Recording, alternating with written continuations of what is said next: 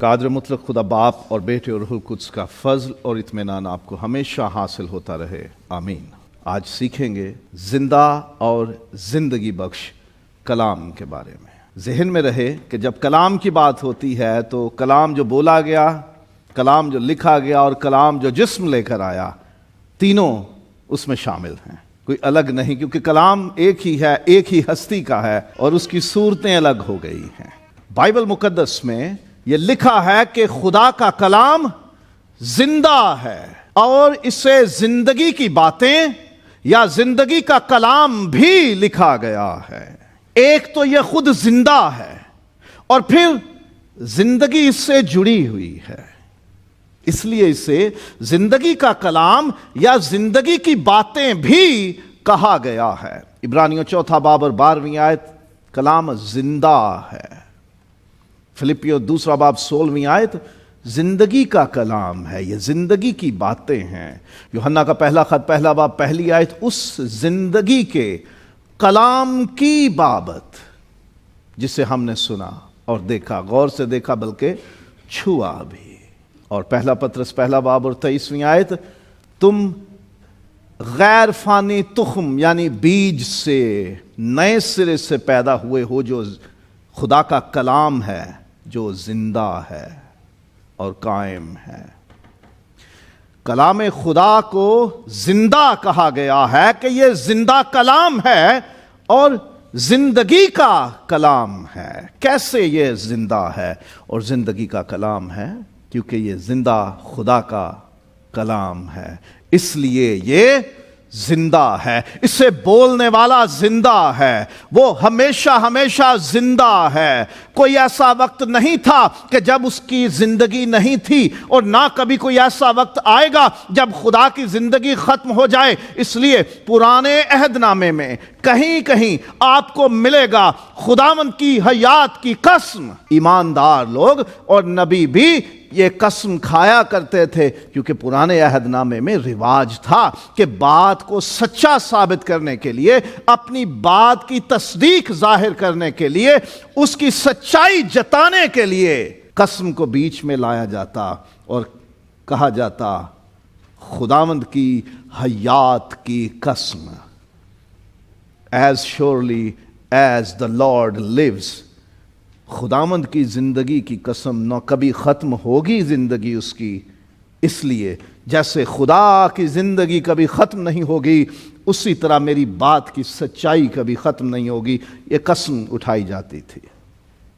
خدا زندہ ہے، اس کا کلام بھی زندہ ہے۔ جو مر جاتے ہیں ان کی زندگی کی حد ہوتی ہے، اس لیے وہ مر جاتے ہیں، اور کسی نے ان کی زندگی کی حد ٹھہرائی ہوتی ہے، اس لیے وہ زندگی پوری کر چکے ہوتے ہیں۔ خدا کی زندگی نہ کسی نے بنائی، نہ کسی نے اس کی حد ٹھہرائی، نہ خدا کے اوپر کوئی اختیار رکھتا ہے، نہ خدا کو کوئی کنٹرول کر سکتا ہے، نہ خدا کے اوپر کسی کا حکم چلتا ہے۔ خدا خود سب سے بڑا حاکم ہے، خدا خود سب کچھ بنانے والا ہے، خدا خود زندگی ہے، اس میں زندگی ہے، وہ زندگی دینے والا، زندگی پیدا کرنے والا ہے، زندگی سنبھالنے والا ہے، زندگی کی حدیں مقرر کرنے والا ہے، زندگی کی ساری منصوبہ بندی کرنے والا ہے، اور اسی کو زندگی پر اختیار ہے۔ کبھی یہ مت سوچئے کہ یہ کلام، اس کا وقت، اس کی میعاد ختم ہو جائے گی۔ کچھ لوگ سوچتے ہیں کہ جی اب زمانہ کسی اور کتاب کا ہے، پہلے کسی اور کتاب کا زمانہ تھا، پھر کسی اور کا زمانہ، پھر کسی اور کا زمانہ، پھر کسی اور کا زمانہ۔ خدا ایسا نہیں ہے، جیسے وہ ہمیشہ ہمیشہ کے لیے ایک جیسا ہے، اس میں تبدیلی نہیں، اس کے کلام میں بھی تبدیلی نہیں ہوتی۔ اس کا کلام کبھی تھا نہیں، ہمیشہ ہے۔ اس کے کلام کی حد کبھی نہ کسی نے ٹھہرائی، نہ کوئی ٹھہرا سکتا ہے۔ اس کی میعاد نہ کسی نے مقرر کی، نہ کوئی کر سکتا ہے۔ جیسے خدا بے حد ہے، ویسے ہی اس کا کلام بھی بے حد ہے. جیسے خدا ہمیشہ ہمیشہ کے لیے ہے ویسے ہی اس کا کلام بھی ہمیشہ ہمیشہ کے لیے ہے. جیسے وہ زندہ ہے اس کا کلام بھی ابدالآباد زندہ ہے. یہ کلام کبھی مرتا نہیں ہے، یہ کلام کبھی ختم نہیں ہوتا. پطرس رسول نے اسے بیج کہا ہے. بیج جب زمین میں بو دیا جاتا ہے تو دکھائی نہیں دیتا، لیکن اس میں سے زندگی نکلتی ہے، زمین کا سینہ چیرتی ہے، اور پھر ایک ہلکی سی کونپل، اور پھر اس میں سے تنا، اور پھر شاخیں اور پتے اور پھول اور پھل نکلتے ہیں. لوگوں کو لگتا ہے کہ یہ کلام مر گیا، لیکن در حقیقت یہ زندگی کا کلام ہے جس سے زندگی نکلتی ہے. جیسے خدا زندہ ہے اس کا کلام بھی زندہ ہے، اور یہ خدا کی سانس رکھتا ہے اس لیے زندگی رکھتا ہے. ہم یہ بات سیکھ چکے ہیں کہ اس میں خدا کی سانس ہے. خدا کے کلام میں لکھا ہوا ہے تیموتھیوس کے دوسرے خط میں 3 باب اور 16 آیت میں کہ ہر ایک صحیفہ خدا کے الہام سے ہے. انگریزی میں لکھا ہوا ہے all scripture is God breathed. اور اصل اس کا مطلب پتہ کیا ہے؟ کہ سارا کلام جو نبیوں رسولوں نے لکھا وہ خدا کی سانس سے نکلا ہے. اردو میں ترجمہ ہوا خدا کے الہام سے ہے، لیکن اصل زبان میں پڑھیں تو اس کا ترجمہ یہ بنتا ہے کہ تمام کلام خدا کی سانس سے نکلا ہے. جب ہم بات کرتے ہیں ہماری سانس ان الفاظ کے ساتھ شامل ہوتی ہے، ہمارے الفاظ اس سانس پر سفر کرتے ہیں. جب آپ بات کرتے ہیں تو سانس اس میں استعمال ہوتی ہے، اور ہماری آواز ہمارے سانس کے اوپر سفر کرتی ہے. خدا نے جب بات کی تو خدا کی سانس اس میں شامل تھی. خدا کے کلام میں خدا کی سانس شامل ہے. خدا کی سانس کبھی رکتی نہیں، خدا کی سانس کبھی پرانی نہیں ہوتی، خدا کی سانس کی حدیں نہیں ہے. خدا کی سانس انسان کی سانس سے زیادہ قدرت والی ہے، تاثیر والی ہے، کام کرتی ہے. جب کوئی مر رہا ہو پانی میں سے نکالو، یا ہارٹ اٹیک ہو جائے جسے، تو کیا کیا جاتا ہے؟ اس کو پریس کیا جاتا ہے، اور پھر اگر اس میں سانس بحال نہ ہو تو پھر اس کو منہ کے ذریعے انسانی سانس دی جاتی ہے.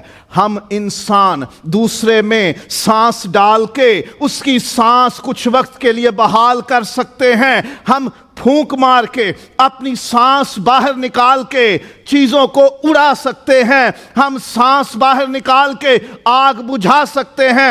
ہم سانس باہر نکال کے کسی کی آنکھ صاف کر سکتے ہیں. ہم سانس باہر نکال کے اس کے دوش پہ اپنے الفاظ کہہ کے بہت کچھ کر سکتے ہیں. ذرا اس کی سانس کا اندازہ کیجئے جس نے ہماری سانسیں اپنے قبضے میں رکھ چھوڑی ہیں. اس کی سانس کی قدرت کا اندازہ کیجئے. ہماری سانس کئی کام کر لیتی ہے تو اس کی سانس کیا کام نہ کرتی ہوگی. وہ ہماری سانس سے زیادہ قدرت والی ہے، تاثیر والی ہے، زیادہ کام کر سکتی ہے. خدا کی سانس ہے اس کلام میں. یہ خدا کی سانس لے کے نکلا ہے. خدا کی سانس پہ اس نے سفر کیا ہے، اس لیے یہ زندگی رکھتا ہے کیونکہ خدا کی سانس اس میں ہے. یوحنا کی انجیل باب نمبر 6 اور آیت نمبر 63، زندہ کرنے والی تو روح ہے، جسم سے کچھ فائدہ نہیں. جو باتیں میں نے تم سے کہی ہیں وہ روح ہیں اور زندگی بھی ہیں. جو باتیں میں نے تم سے کہی ہیں وہ روح ہیں اور زندگی بھی ہیں. خداوند یسوع مسیح جو بات کر رہا ہے وہ اس کا روح ہے اور زندگی ہے. وہ باتیں جو یسوع کے لبوں سے نکل رہی ہیں وہ اس کی سانس کے ساتھ نکل رہی ہیں. ان الفاظ میں اس کی سانس شامل ہے، اس کا روح شامل ہے، اور اس کی سانس اس کی زندگی کو کیری کرتی ہے. وہ کہتا ہے ہو جا تو ہو جاتا ہے. جا، تیرے ایمان نے تجھے اچھا کیا تو اچھا ہو جاتا ہے، کہتا ہے تھم جا تو تھم جاتے ہیں، رک جا تو رک جاتے ہیں، نکل جا تو نکل جاتے ہیں، اٹھ تو اٹھ جاتے ہیں، کیونکہ وہ جو کہتا ہے اس میں روح ہے اور زندگی ہے۔ سو کلام روح ہے اور زندگی ہے۔ کلام زندہ ہے کیونکہ یہ زندہ کا کلام ہے۔ کلام زندہ ہے کیونکہ اس میں خدا کی سانس ہے۔ کلام زندہ ہے، یہ روح ہے اور زندگی ہے۔ خدا روح ہے، اس کا کلام بھی روح ہے۔ یوحنا کی انجیل پہلا باب پہلی آیت سے، ابتدا میں کلام تھا اور کلام خدا کے ساتھ تھا اور کلام خدا تھا۔ جب کلام ہی خدا ہے اور خدا روح ہے تو پھر کلام بھی روح ہوا نا۔ کلام روح ہے۔ جب روح کسی جسم میں آ جاتی ہے تو وہ جسم زندہ ہو جاتا ہے، ایکٹیویٹ ہو جاتا ہے۔ تو یہ کلام جب کسی جسم میں، کسی شے میں جب داخل ہو جاتا ہے تو اس میں داخل ہو کر اسے زندہ کر دیتا ہے۔ کلام روح بھی ہے اور زندگی بھی ہے۔ کلام زندہ ہے، کلام زندگی کا کلام ہے۔ یہ زندہ خدا کا کلام ہے، اس لیے یہ زندہ ہے۔ خدا کی سانس رکھتا ہے، اس لیے یہ زندگی بھی رکھتا ہے۔ اور اب یہ روح ہے اور خود زندگی ہے کلام۔ اب یہ زندگی کا صرف کلام نہیں رہا، اب یہ خود زندگی ہے۔ یسوع نے کہا یہ زندگی ہے، زندہ بھی ہے اور زندگی بھی ہے۔ اور یہ ایسی زندگی نہیں جو کبھی ختم ہو جائے۔ زندہ کلام ابدی ہے، ہمیشہ ہمیشہ رہنے کے لیے۔ خدا کا کلام جو زندہ ہے اور ہمیشہ قائم رہے گا، جو ابدی ہے۔ گھاس تو سوکھ جاتی اور پھول مرجھا جاتے ہیں، لیکن خداوند کا کلام ابد تک قائم رہے گا۔ تیرا کلام آسمان پر ابد تک قائم ہے، زبور میں لکھا ہوا ہے۔ کبھی خدا کے کلام کا وقت ختم نہیں ہوگا، اس کی ویلیڈیٹی ختم نہیں ہوگی، اس کا زمانہ کبھی ختم نہیں ہوگا، کیونکہ کلام خدا ہے، کلام روح ہے، کلام زندگی ہے، اس لیے یہ ہمیشہ قائم رہے گا۔ زندہ کلام ابدی ہے، ایٹرنل ہے، کبھی ختم نہیں ہوگا۔ اور زندہ کلام زندگی پیدا کرتا ہے۔ عبرانیوں کے خط میں لکھا ہے کہ تمام جہان خدا کے کہنے سے بنا ہے۔ خدا کہتا گیا اور چیزیں بنتی گئیں۔ پیدائش کی کتاب دیکھ لیجئے پہلے باب میں، اور خدا نے کہا روشنی ہو جا اور روشنی ہو گئی۔ پھر آگے خدا کہتا گیا اور چیزیں بنتی گئیں۔ خدا کے کلام سے سب کچھ بنا ہے۔ اور یوحنا کی انجیل پہلے باب میں لکھا ہے سب چیزیں اس کے وسیلے سے پیدا ہوئی ہیں۔ جو کچھ بھی پیدا ہوا اس میں سے کچھ بھی اس کے بغیر پیدا نہیں ہوا۔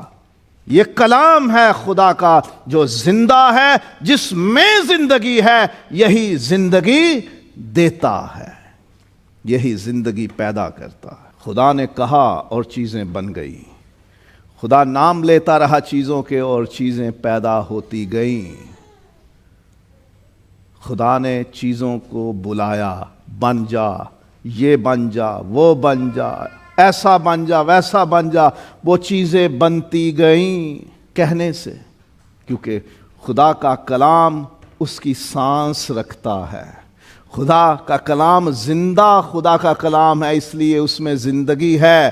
اور جب وہ خدا کے منہ سے نکلتا ہے تو زندگی پیدا کرتا ہے۔ یہ زندہ ہے، اسی کلام سے سب کچھ بنا ہے۔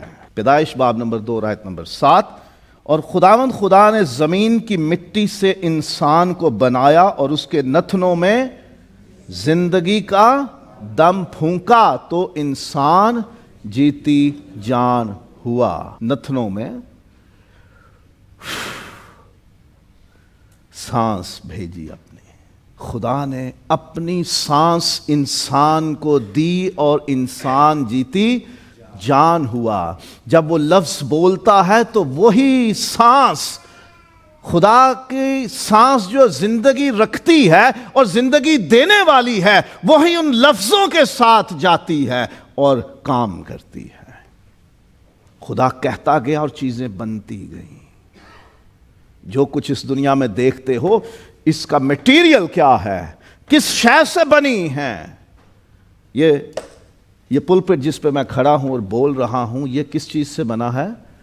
لکڑی سے بنا ہے. آپ جس بینچ پہ بیٹھے ہو وہ بینچ لکڑی سے بنا ہوا ہے. کئی چیزیں لوہے سے بنی ہیں، کوئی سونے سے بنی ہیں، کوئی پیتل سے، کوئی ایلومینیم سے، کئی طرح کی دھاتوں سے.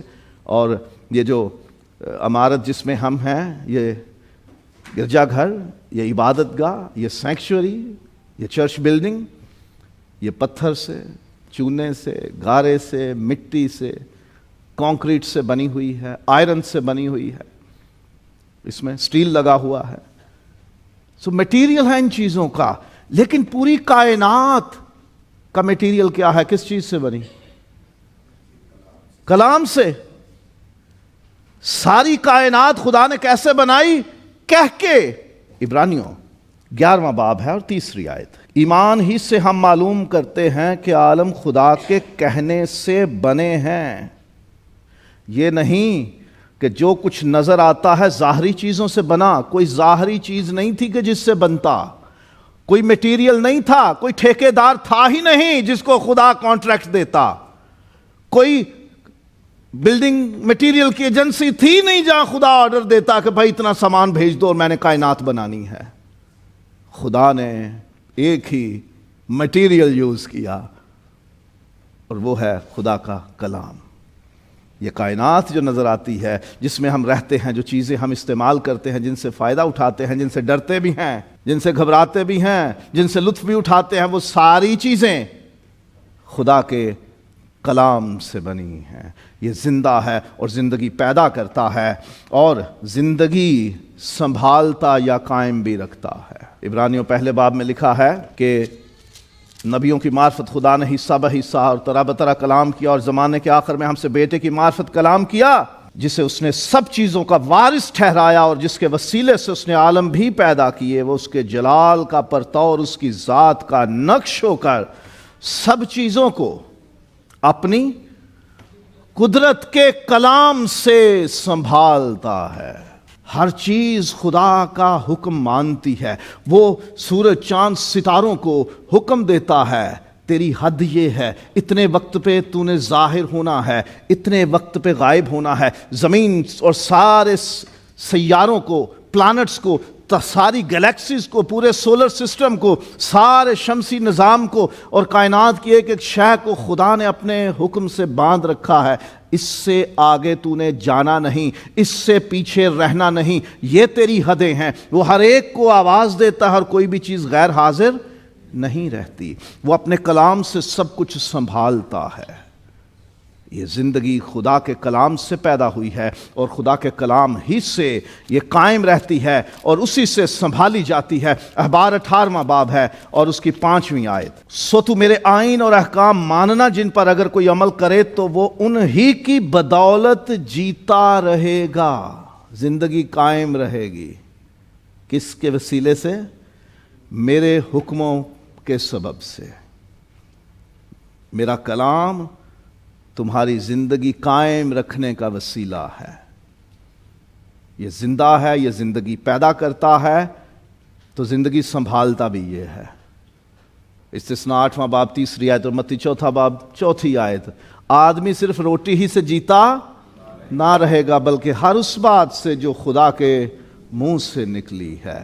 ہماری زندگی قائم رہتی ہے خدا کے منہ سے نکلی ہوئی باتوں کے سبب سے. ہماری زندگی پیدا ہوئی خدا کے کلام سے، اس لیے ہماری زندگی قائم بھی رہ سکتی ہے صرف خدا کے کلام سے. جس سے کوئی شے بنتی ہے اسی سے قائم رہتی ہے. خدا نے کلام سے بنایا ہے، اپنی سانس سے بنایا ہے. تو خدا کا کلام، اس کی روح، اس کی سانس کے حامل کلام، اسی کے ذریعے ہماری زندگی قائم بھی رہتی ہے. اور کلام اثر کرتا ہے.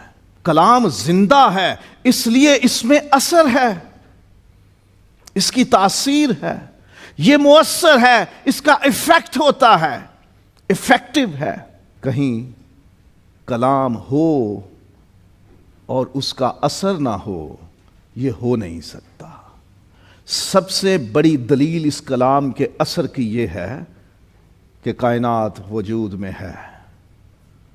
اگر کلام میں اثر نہ ہوتا تو کائنات آج موجود نہ ہوتی۔ اگر کلام میں اثر نہ ہوتا تو آج میں اور آپ اس زمین پر اور ان چیزوں کے بیچ میں نہ ہوتے۔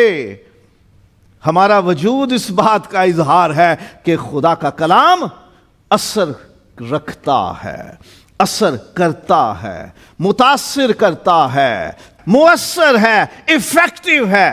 زبور 46 میں ہم نے گایا بھی، قومیں جھنجھلائیں، سلطنتوں نے جنبش کھائی، وہ بول اٹھا، زمین پگھل گئی۔ زبور نمبر 104 میں دیکھیے، تو نے زمین کو اس کی بنیاد پر قائم کیا۔ زبور 104 5ویں آیت سے، تاکہ وہ کبھی جنبش نہ کھائے۔ تو نے اس کو سمندر سے چھپایا جیسے لباس سے، پانی پہاڑوں سے بھی بلند تھا، وہ تیری جھڑکی سے بھاگا۔ کون بھاگا؟ پانی، سمندروں کا پانی تیری جھڑکی سے بھاگا، وہ تیری گرج کی آواز سے جلدی جلدی چلا، اس جگہ پہنچ گیا جو تو نے اس کے لیے تیار کی تھی۔ پہاڑ ابھر آئے، وادیاں بیٹھ گئیں، تو نے حد باندھ دی تاکہ وہ آگے نہ بڑھ سکے اور پھر لوٹ کر زمین کو نہ چھپائے۔ تیری جھڑکی سے اور تیری گرج کی آواز سے سمندر اور اس کا پانی بھاگا، جلدی جلدی چلنے لگے، اپنی حدوں تک پہنچے تاکہ کہیں تو ناراض نہ ہو جائے۔ خدا کا کلام اثر کرتا ہے، یہ کلام مخلوقات پر اثر کرتا ہے۔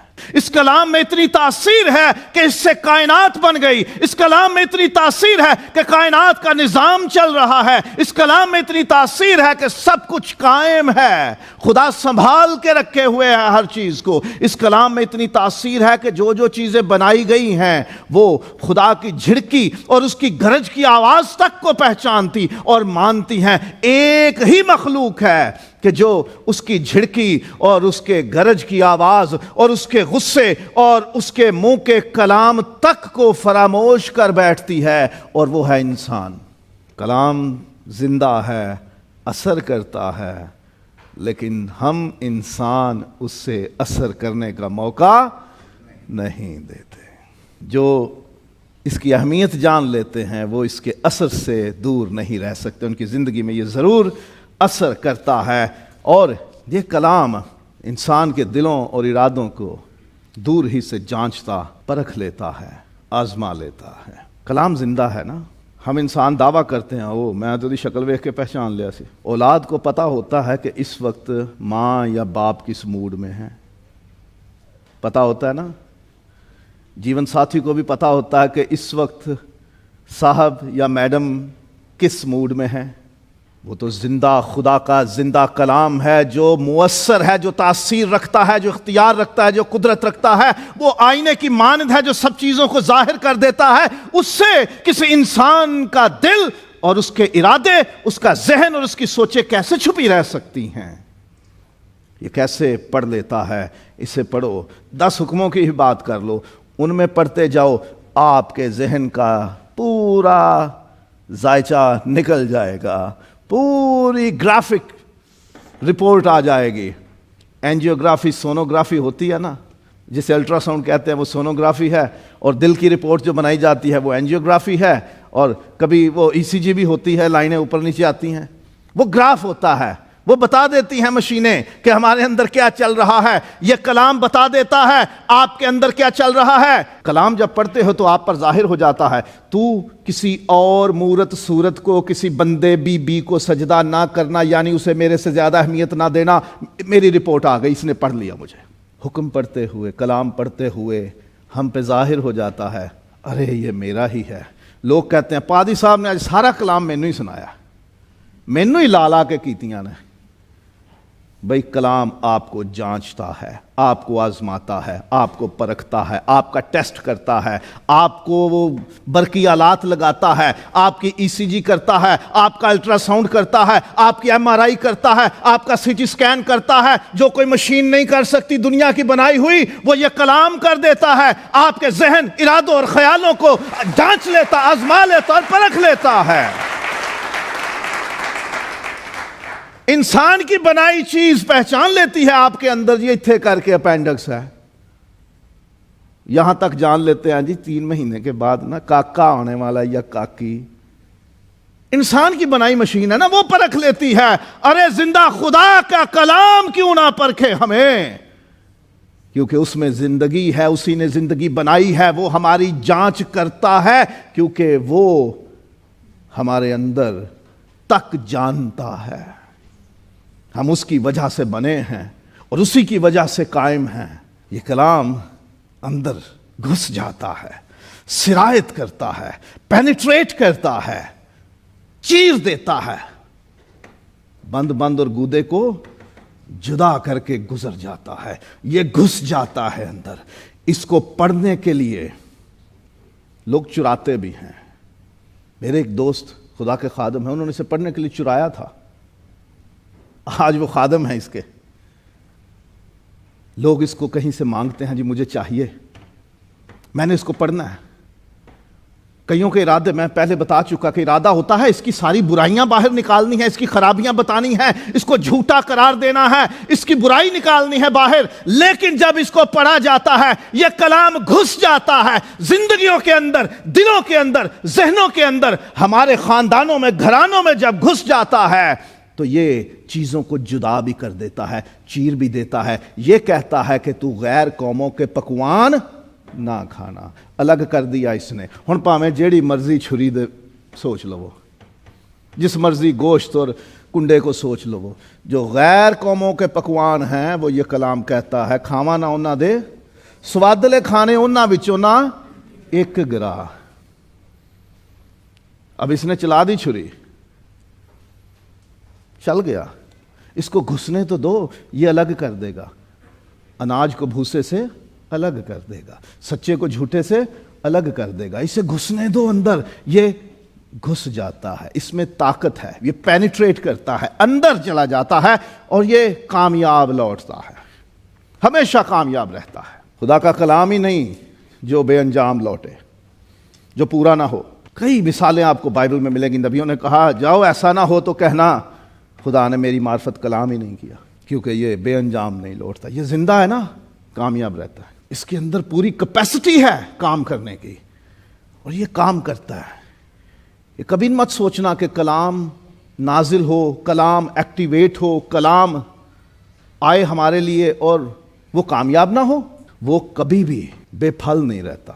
ہماری زندگی میں، کائنات میں جب بھی خدا نے اپنا کلام نازل کیا، کلام بھیجا، تو وہ کامیاب ہوا، پورا ہوا۔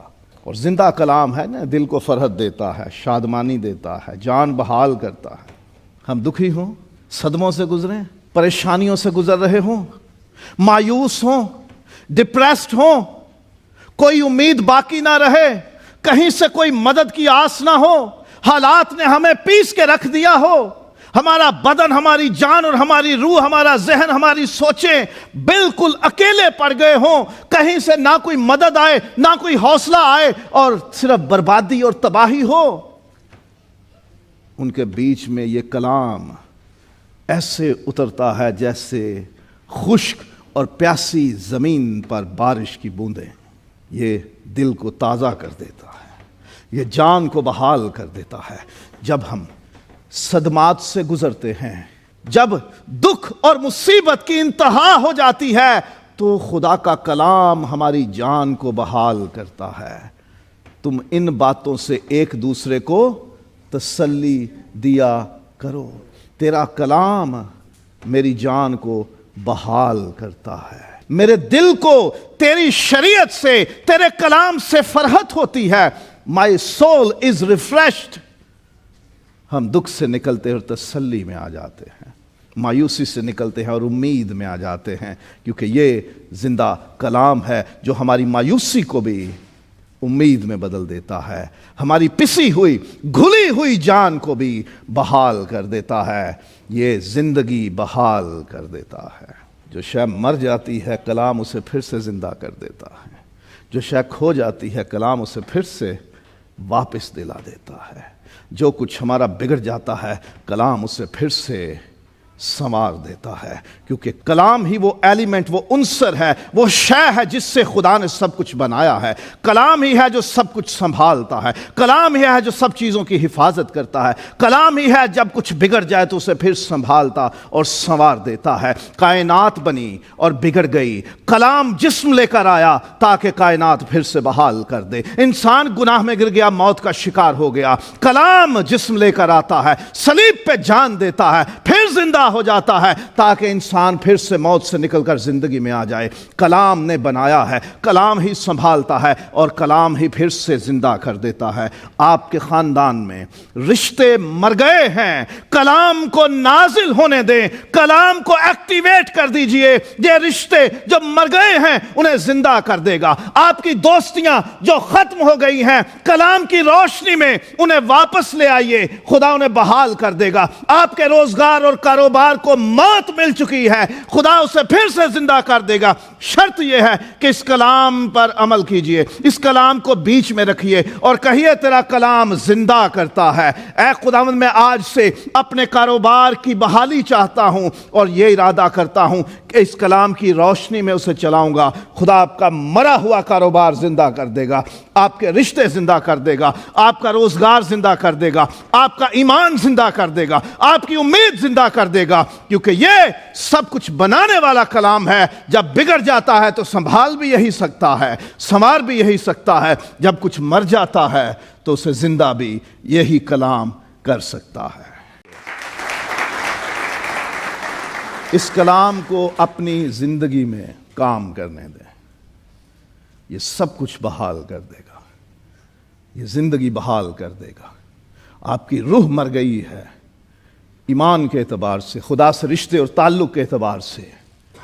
इस कलाम को बीच में ले आइए, इसको काम करने दें। ये असर रखता है, ये काम करता है, बेअंजाम नहीं लौटता, काम पूरा करके आता है। ये ज़िंदगियाँ बहाल कर देगा और ज़िंदगी आम नहीं, हमेशा की ज़िंदगी जो कभी ख़त्म ना होगी, क्योंकि ये कलाम ज़िंदा है, अबदुल आबाद ज़िंदा है। तो ये जो ये ज़िंदगी देता है वो भी अबदुल आबाद कायम रहने वाली है। इस कलाम को अपनी ज़िंदगी में काम करने दें, इस कलाम की रोशनी में ज़िंदगी गुजारिए। जहाँ बिगाड़ नज़र आता है इस कलाम को बीच में रखिए, इसे काम करने दें, दुरुस्त कर देगा। जो चीज़ें बिगड़ गई हैं उन्हें संवार देगा, जो मर गई हैं उन्हें ज़िंदा कर देगा।